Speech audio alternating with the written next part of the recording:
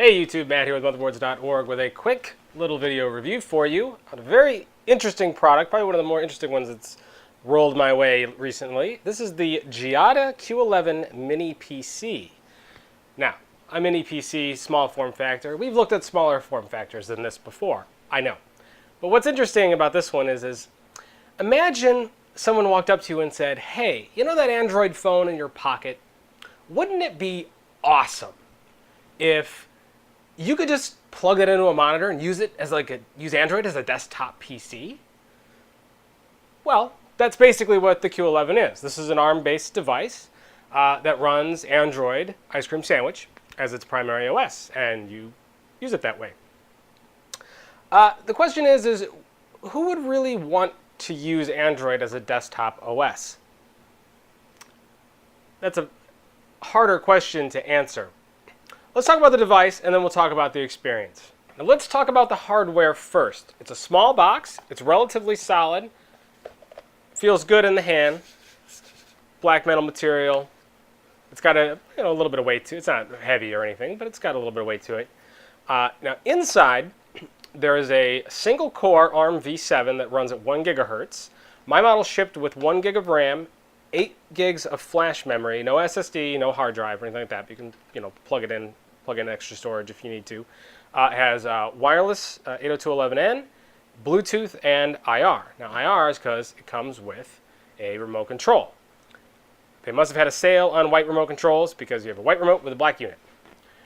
This is also, I'll just admit it, this is not a very good remote control. It's difficult to use, and using Android with a remote control is also not a very fun experience, but we'll get to that in a second too. So on the back here, you got VGA and HDMI, 4 USB 2 ports, built-in wireless, Ethernet, power, serial port, and on this side, I mean, it's all kinds of stuff. There's an SD card on this side, super speed USB here, headphone, mic, and speaker. So they give you a lot of these kind of funky connectors, LVDS. That's basically if you're going to use this in digital signage applications or any kind of embedded application, which this actually has a very good purpose for, and we'll get to that in just a minute. So looking at the hardware, you have to imagine that this is not a rocket, and trust me, it is not. In fact, it's pretty slow. If you were to compare it to an Android phone in your pocket, this is about comparable to, say, a Galaxy S2 in some ways, probably a little slower than that. Maybe maybe not the original Droid, but the Droid 2, somewhere in that range. So suffice to say, if you're trying to use this as a PC replacement, it is not going to be a very fun experience. Main reason is because it's really slow. I'm surprised that being hooked up to AC power, they put in such a low power processor. The single core 1 gigahertz processor and the small amount of RAM in here really limits this to very specific applications. For example, really good at media playback. The GPU on here does a great job of decoding just about anything you can possibly throw at it, and it'll handle MTS files, it'll handle high bitrate VOV, it'll handle H.264, handles all that stuff. No problem whatsoever. But when you start trying to launch applications and use the web browser and navigate screens and settings and gaming, it's tremendously slow. Now I mentioned media playback, and it comes with a remote control, and it is really good at playing video. But this remote kind of bites, so I would recommend getting some kind of app where you can use maybe your smartphone as a remote control, because this just doesn't control it all that well. Now another really good use for this, for those integrators out there, is in digital signage. For a couple of reasons. It is extremely power efficient. At most, when this thing's chugging along on high bitrate video, it pulls about 10 watts.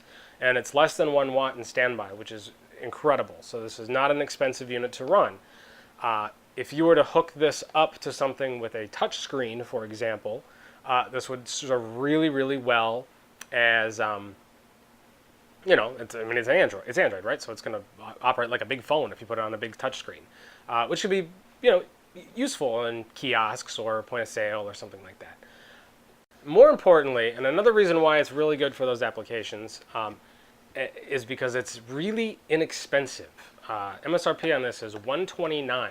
So when you look at a lot of other small form factor machines out there, like Intel's NUC, for example, or other even devices from Giada or Lenovo, they're Intel Windows PCs, so they're much more powerful. They're going to do a lot more processing and be much more media focused, and could be full PCs. Or I wouldn't recommend this one for that purpose, but they're more expensive. So there's a lot here to like. There's also a lot here to dislike. So I'm hoping that if we see another iteration like this from Giada, I'd like to see a more performance-oriented version with a dual or quad-core processor and some more RAM. So if they were able to get 2 to 4 gigs of RAM in this thing, plus some fast storage and a faster processor, this would be a very, very interesting product to look at. We also have to hope that Android gets a little bit better with a mouse before I can say this is going to be a useful PC.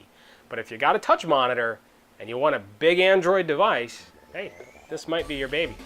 So thanks for watching today. Stay tuned. We got a user question video coming up.